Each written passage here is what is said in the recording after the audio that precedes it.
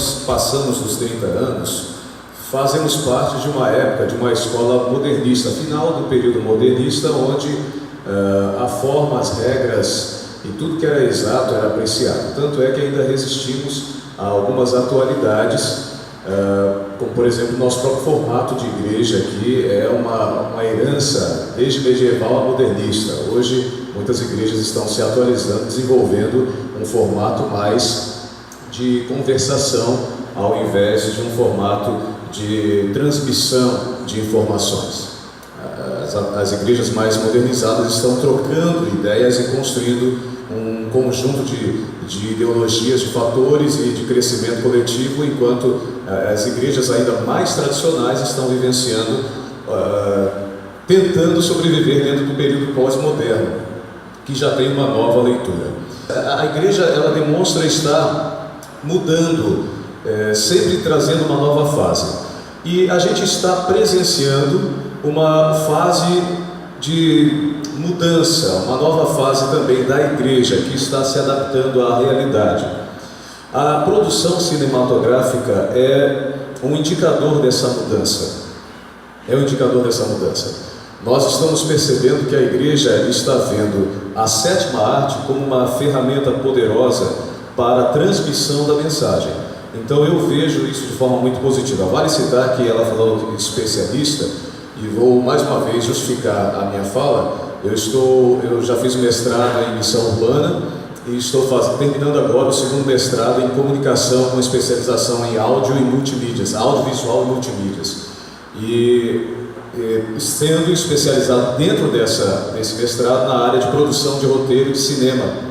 Então toda essa área de direção de arte, produção, pré-produção, pós-produção, a gente aprendeu, desenvolve, assim, claro que não de forma profissional por causa do ministério, mas a gente já tem uma noção. Hoje eu poderia ser um crítico de cinema, se fosse o caso, né?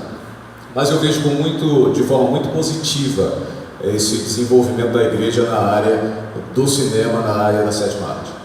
Há um pensamento antigo e bastante cômico que diz que Deus fez a cana e o diabo criou a cachaça.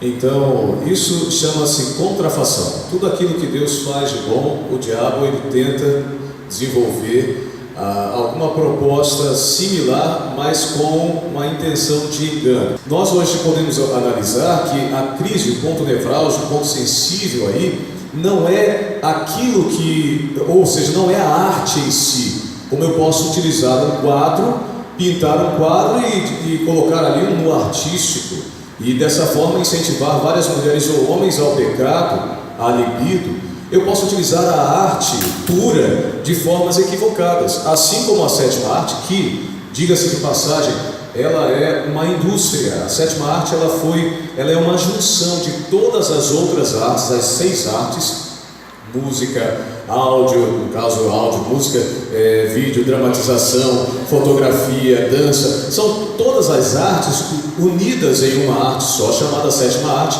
e que no início da sua história, eles estavam até os anos 30 do século passado, estavam tentando descobrir, mas dos anos 30 para cá, ela se posicionou como uma arte distinta e ganhou proporção industrial. Hoje, para se produzir um filme em Hollywood, não se gasta menos de 300 milhões de dólares para fazer um filme de produção média, básica, sem muitos efeitos especiais. Então é uma indústria onde se faz o investimento. Como foi citado há poucos instantes pelo pastor Rafael Rossi, foi um investimento feito, claro que não foi um grande investimento financeiro, mas foi um investimento feito sem intenção de retorno. Isso mostra o altruísmo da igreja em desenvolver uma proposta que está dentro da atualidade, dentro do contexto pós-moderno, até porque o pós-moderno ele é sinestésico, ele é uma figura que não se chama a atenção do pós-moderno através de literaturas, de leitura. Claro que você lê muita mídia social, muitas informações, etc. e tal, mas são na sua maioria informações vazias. Não tem muito conteúdo, poucos estão procurando conteúdo nas mídias sociais ou nas plataformas digitais, na internet, etc. Então o pós-moderno ele está num estado de indiferença, de apatia. Veja, conhecimento é poder. Sem dúvida, conhecimento é poder. Quando a gente tem conhecimento, a gente pode entender e pode também esclarecer. É bom cada pessoa buscar um pouquinho mais de conhecimento para poder ter um posicionamento a respeito de alguma questão que está em voga, uma questão ética que atinge a comunidade ou a sociedade. Agora me permita fazer um adendo aqui. Eu vou fazer uma pequena discordância do pastor Bulhon, e eu imagino que quando o pastor da igreja local fala uma coisa dessa, alguns se assustam, mas o pastor Bulhon ser discordado, mas o pastor Bulhon é como um ser humano, igual a mim, igual a você. Ele está certo em parte, mas tem uma coisa que eu tenho que discordar, e a minha discordância tem base. Quando ele citou assim, olha, existem sermões do tipo expositivo, textual, e isso e aquilo outro, formas de pregar, e falou de novelas e de filmes. Veja, é claro que ele pulou uma etapa aí. Desde tempos antigos, a palavra de Deus no Velho Testamento, inclusive no Novo Testamento, a gente encontra modelos de pregação que não usavam imagens cinematográficas. Você encontra Deus falando para o profeta, olha, deita ao lado dos tijolos, cose comida em cima de fezes de ser humano. Ele diz, mas eu não vou fazer isso, o Senhor é demais. Então você cose em frente, em cima de fezes de animais, e diz para eles que se eles não se arrependerem, eles vão ficar cativos. Deite X vezes ao lado para dizer os anos que você vai ficar. Você tem um exemplo da própria Arca de Noé, que utilizou de uma figura arcaica. Aí você imagina assim, poxa, mas a Arca de Noé já era num tempo antigo. Mas considerando o desenvolvimento tecnológico que nós desconhecemos antes da Arca de Noé, antes do dilúvio, provavelmente aquela humanidade recém-saída das mãos de Deus tinha uma tecnologia tão absurdamente desenvolvida que nós hoje ainda não conseguimos compreender. Então não pense assim que a Arca de Noé foi um avanço tecnológico naqueles dias. Ao contrário, a Arca de Noé foi um atraso, foi um arcaísmo para aqueles homens que faziam gozação, que davam piadinha para ele, riam. Eles viviam muitos anos, e ainda mais construir um barco num lugar longe, distante do mar. Então a Arca de Noé foi uma maneira ao longo de anos de pregação, utilizando figuras, imagens visuais, mas não eram imagens cinematográficas, não era uma fotografia, porque poderia até já ter inventado uma fotografia ou filmes naquela época. Tem tanta coisa que está enterrada que a gente não sabe, e vai ser esclarecido quando Jesus voltar. A gente vai ter 1000 anos no céu para entender, para descobrir, para se surpreender.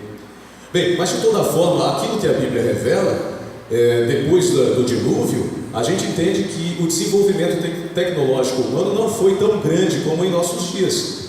Que do século passado, da Segunda Guerra Mundial para cá, houve uma explosão de desenvolvimento tecnológico. Então o cinema ele é recente, ele vindo aí do início do século passado, final do século passado, de 1900, início de 1900, não do século passado, estamos no século 21, início ou finalzinho de 1800 para 1900, desenvolvendo-se em 1900, chegando em 2000 e se fortalecendo grandemente em nossa época. Então o desenvolvimento tecnológico do período passado mostra que os filmes e as novelas não são o atributo mais forte para se alcançar uma pessoa que está no estado de insensibilidade. É uma ferramenta. Por isso que a minha discordância do pastor Bulhon é que ele utilizou como se fosse a principal ferramenta. Não, o poder da palavra é uma ferramenta. Jesus não utilizava filme, utilizava-se de parábolas da sua época e alcançava as pessoas, e essas parábolas foram eternizadas, estão aí até hoje, e a gente as estuda. E a beleza do arcaísmo dessas parábolas mostra que elas ainda têm muito poder para oferecer compreensão. Então, não se pode transformar a arte em si, que é uma arte de interpretação, uma arte dramática, com a forma. É como se dissesse assim, a forma, a embalagem é mais importante que a essência. O que o cinema faz? O cinema oferece uma dramatização embalada